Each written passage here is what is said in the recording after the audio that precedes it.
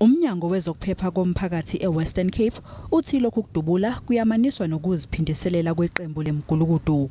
Kepha intsha edubuleke kulesigameko ayisiyo ingxenye yamaqembu emigulukudu.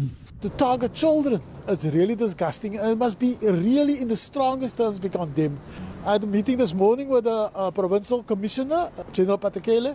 They have already put a task team together, they have activated the activation team. Kuvulwe icala lokubulala kanye nokuzama ukubulala.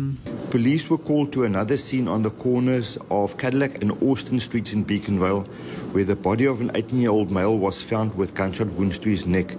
The victim was declared dead on the scene by medical personnel. Ngomsombuluko kuhlelwe ukuba umkhuzi wamaphoyisa habe nomhlangano namaphoyisa.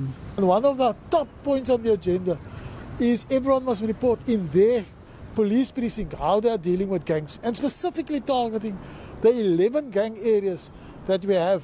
Amaphoyisa asenxuse ukuba azenganeno noma ngabe ubani onolwazi ngalesi sigameko.